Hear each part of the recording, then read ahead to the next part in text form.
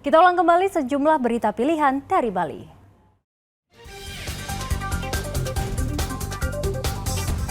Kecelakaan lalu lintas antara sepeda motor dan mobil terjadi di Jalan Raya Pantai Purnama, Bali.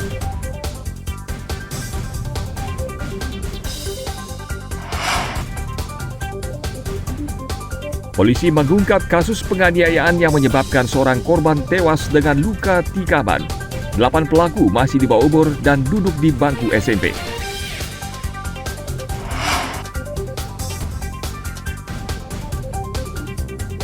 Berbagai strategi diterapkan pengelola kedai untuk menarik kunjungan warga. Salah satunya kedai kopi menawarkan konsep barista jalanan.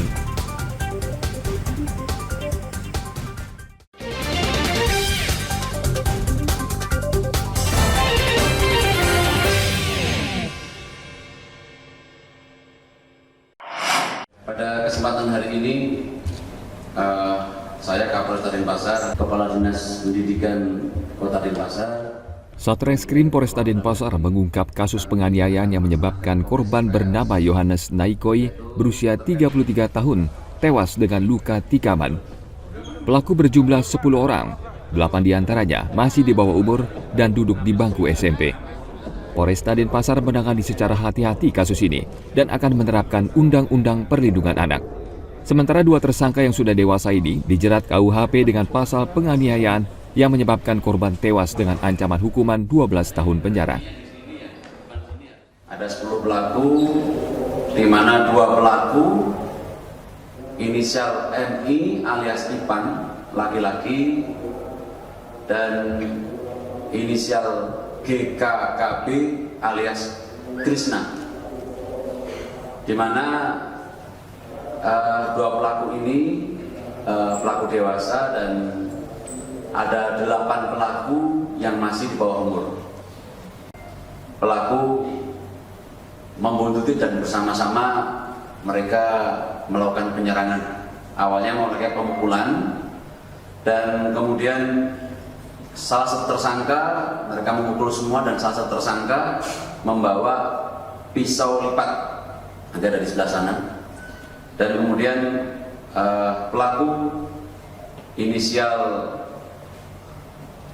GKKB alias Krishna menggunakan pisau dan menusuk menggunakan pisau. Disdikpora Kota Denpasar menyayangkan peristiwa pembunuhan yang menyeret anak di bawah umur. Pihaknya akan berkoordinasi dengan sekolah dan orang tua murid.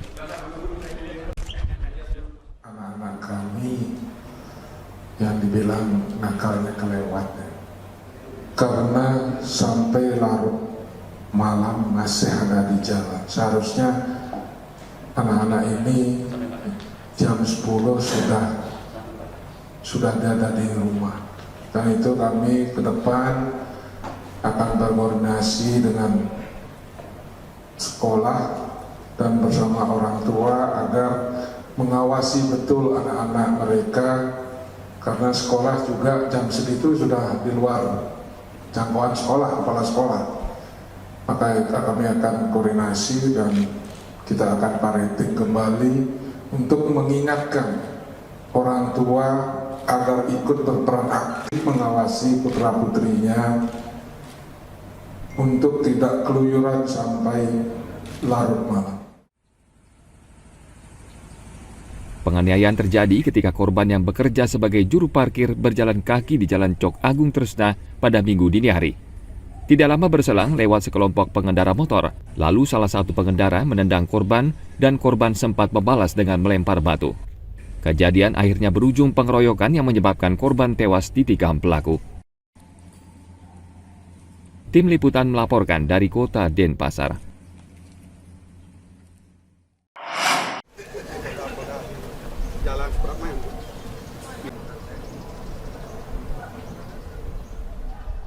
Empat truk ini merupakan barang bukti hasil kejahatan seorang pegawai perusahaan asing di Denpasar, Bali. Truk tersebut kini berada di Ditreskrimum Polda Bali. Tersangka berinisial RBT berusia 31 tahun menggunakan truk tersebut untuk membawa kabur barang milik perusahaan yang bergerak di bidang penjualan es krim. Barang diambil dari toko es krim Leonardo Gelato yang terletak di Jalan Peti Tengah, Kerobokan, Kelot, Badung. Tersangka sehari-hari dipercaya sebagai general manager, namun belakangan terjadi konflik dengan pemilik perusahaan. Lalu tersangka membobol toko es krim dan mengangkut semua barang berharga yang bernilai hingga 10 miliar. Tersangka sendiri membantah tuduhan telah mencuri. Ia mengaku hanya memindahkan barang tersebut ke gudang di luar Bali. Belanda berawal dari sengketa perusahaan antara perusahaan A dengan perusahaan B yang berada di luar negeri, kemudian bekerja sama membentuk suatu perusahaan di Indonesia dengan bentuk PMA. Selanjutnya di dalam tubuh perusahaan itulah terjadi suatu perselisihan. Jadi dalam perselisihan itu saling mengklaim bahwa PT PMA ini adalah milik siapa. Nah, dari pelaku sendiri berinisiatif untuk mengamankan dengan cara mengambil barang itu untuk disimpan di gudang Cengkareng. Nah, terkait dengan mobil ini, truk yang ada dan alat yang digunakan itu disiapkan oleh pelaku sendiri, yang dimana pelaku ini adalah memang sering datang ke Bali. Yang menyuruh melakukan itu adalah pelaku sendiri, sedangkan yang berita viral adalah perampokan itu yang dinyatakan kurang lebih 50 orang itu adalah tenaga harian.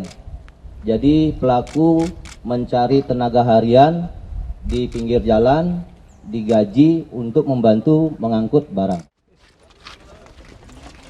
Saat ini tersangka masih menjalani pemeriksaan dan ia dijerat pidana pencurian dengan pemberatan dengan ancaman hukuman 7 tahun penjara. Tim Liputan melaporkan dari Kota Denpasar.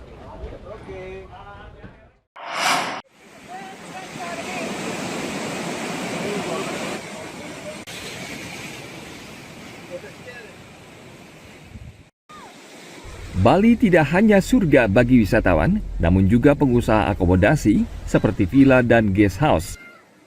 Namun ternyata banyak pengusaha yang membangun villa tanpa izin yang jelas. Sebelumnya Gubernur Bali Iwayan Koster mengatakan menjamurnya villa bodong bisa merusak citra pariwisata Bali. Ia meminta Bupati dan Wali Kota se-Bali segera menindak tegas pemilik bangunan villa, khususnya untuk wisatawan asing. DPRD Kabupaten Badung juga angkat bicara soal ini. DPRD meminta Pemprov segera mengevaluasi dan mendata jumlah penginapan atau villa yang dibangun di desa-desa untuk mengetahui mana yang memiliki izin atau tidak.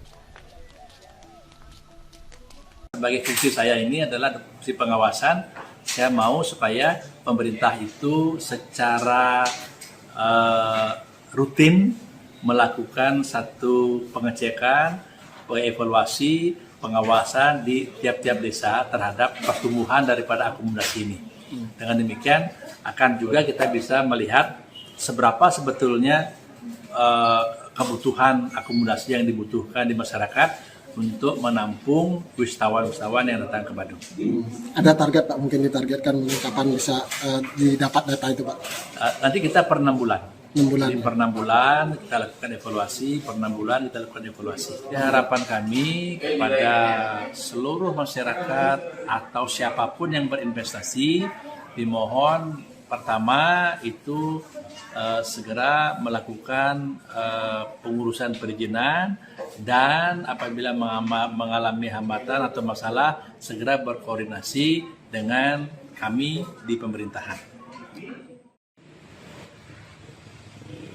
DPRD Bali berencana akan mengevaluasi seluruh pembangunan akomodasi penginapan di Kabupaten Badung. Evaluasi dilakukan setiap 6 bulan sekali untuk mengetahui perbandingan kebutuhan akomodasi dan jumlah wisatawan yang datang. DPRD juga meminta pengusaha yang ingin berinvestasi properti di Kabupaten Badung segera mengurus perizinan agar tidak bermasalah di kemudian hari.